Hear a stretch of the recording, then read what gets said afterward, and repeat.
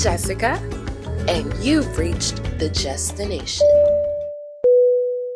Before you call me a CCP shill, a traitor, or tell me to leave the US, please watch the video I published right before this one.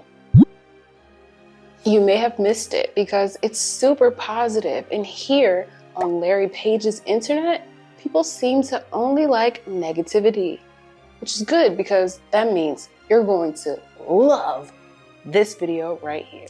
Additional disclaimer, I was born here in the United States of America, as were the previous 5 generations of my family, and in fact, if you go back even further than that, some of my family was here before the colonizers arrived, as in literal Native Americans. Happy Indigenous Peoples Day. Now, with that out of the way, here's why this country sucks in present day from the perspective of someone who was not here for 5 years. Consumerism. You can't even walk through nature without an advertisement for someone or something being shoved in your face at some point. Even at the beach, planes fly over you with ads trailing behind them in the wind. Giant billboards along streets and highways aren't really a thing in many other countries. A British friend visiting the States mentioned to me how bizarre those were to him. I mean, if you're driving 60 miles an hour, are you really seeing the phone number for that attorney or that real estate agent? Are you pulling over to write it down? It just feels like no matter where I go, hurry up and buy is constantly being shoved down my throat. You hurry up and buy. The poisonous food. What exactly are bioengineered ingredients? Are they the same as genetically modified ingredients? Why is food so expensive if you are now growing it in a lab instead of nutrient-rich soil? Most of the people who watch this channel are not American, and many think the reason obesity rates are so high in this country is simply because we eat too much. Donuts. Some do, but the struggle to maintain a consistently healthy weight has a lot more to do with hormonal imbalances caused by food additives that you don't have in your country, alongside limited access to unprocessed foods. Also, it's in America's best interest to keep many of us just a little bit unhealthy at all times. That way, they can pump us full of my next point. Medication. Are you overweight? Here, take this drug. Stick it in your stomach. Wow, you look incredible. You've lost so much weight. Oh no, you're having nausea? Oh, that's one of the side effects from that medication you took. Here, take this pill. Oh my gosh, you look so tired. What? You're not sleeping. Oh, insomnia. Yeah, that's the side effect of that other pill. Here, take this pill. And the cycle continues. The medical answer is never do these exercises or try this meditation practice, because those things don't make billions of dollars. And this goes for every ailment and condition you can think of, and probably some you haven't. Talk to your doctor about Chantix and a support plan that's right for you. Some people have had changes in behavior, hostility, agitation, depressed mood, and suicidal.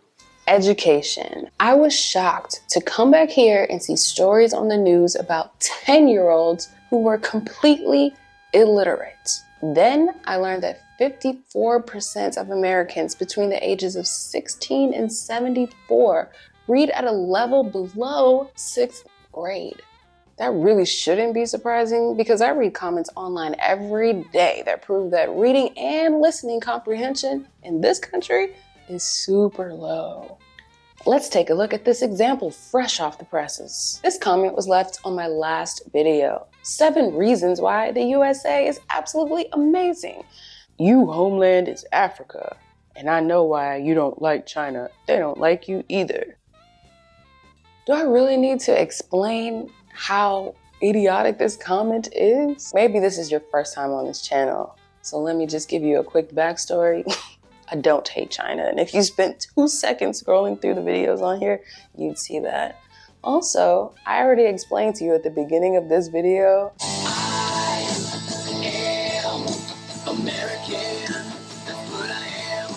I I don't know if this person is American or not, but we're going to go with the American name that they used, Anthony Smith, and the photo of a white male. And we're going to use him as an example of the 54%. 54%. Over half of the citizens in this country are not that bright. Over half of the citizens of this country do not know how to process information given to them. These statistics are frightening, and they have a lot to do with why everyone hates us. When you often travel solo, you develop the ability to determine someone's nationality before they even speak based on their mannerisms, behavior, and appearance. Hotel staff, tour guides, I've seen so many cringe faces from them at the sight or the sound of a group of American tourists. When I came down from the Fuji summit after a 8-hour climb and 4-hour descent with 3 layers of clothing to protect myself from the weather, an American with a selfie stick, in t-shirt and shorts asked me where Mount Fuji was. I told him we are on Mount Fuji. It's a big mountain volcano. But where is the summit? I pointed to the summit and told him it's about 8 hours that way. This guy thought he could just come in with his selfie stick, grab a few quick selfies on the summit and return to Tokyo LOL. South African here. Americans tend to have this habit where they will climb out of their vehicle in the middle of a game reserve, get attacked by a wild animal because they wanted to get closer or try to pet it, and then cry about it. I thought people that come from the country that has grizzly bears and mountain lions would be a bit more cautious around wild animals. Also, the shock they experience when they realize there are cities here and not everyone is living in mud huts. Iceland. We get a lot of tourism when there isn't a pandemic and about half are American. It's mostly just ignorance and the refusal to accept that things work differently here. Also, while most people here speak English to some degree, there are a few tourists that are furious about it not being the default language in businesses that aren't even connected to tourism. God forbid we speak our own language at work. Oh, and Northern Lights. There's a ton of people who seem to think we can just flick a switch and have the Northern Lights appear. I learned very quickly how to turn down the volume on my Americanism. Stereotypically, we're loud, clueless about the customs in other countries, don't speak any languages other than English, and we don't know how to read a 24-hour clock. Excuse me, do you have the time? It's 14:20. 14:20? Yeah, 14:20. I'm not following. We don't use the 24-hour clock here in the United States. I don't fit that stereotype, and I know lots of Americans who don't either. One of my favorite compliments has become, "You're so different from other Americans that I've met." Even the backhanded, "Wow, I didn't expect you to have gone there or done that," gets a little bit of a smile out of me. Dear international friends, more and more Americans are traveling and even moving abroad every day. Please, give us some grace. I just told you our education is poor. We learn these things by traveling, okay? Politics.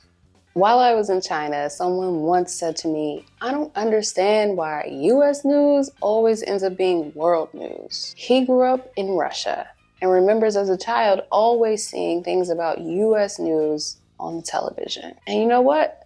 I don't understand it either. I don't like that it makes people in other countries have a difficult time separating American people from American politics. These are two different entities. This isn't the time or video to explain the Electoral College or that individual states have different laws from others. Just know that even though this is a democracy, we don't all subscribe or even agree with our representation. The biased US media spreads around the world and becomes the reason people internationally think that all Black people steal, or that if we're not poor, we can only be athletes, entertainers, or drug dealers. Just as an FYI, the United States FBI, Federal Bureau of Investigation, has published the data that proves that it's actually white people who steal the most in this country. It's just that the news only paints one picture and the whole world buys it. So every time you say, how do they treat black people over there? Or they treat black people badly over there. You can thank the US for that. They taught them how to be racist. I wasn't trying to make this all racy. I'm just stating facts. Moving on. Every country is problematic in one way or another. The US sucks, but your country does too. Just in different ways. There's no perfect place on this planet, but one thing I've learned from traveling is that we're all way more similar than we think. Most of us are good people, and we cherish the good in others. If we all leaned into the good more, maybe we could all live in a good place. Goodbye.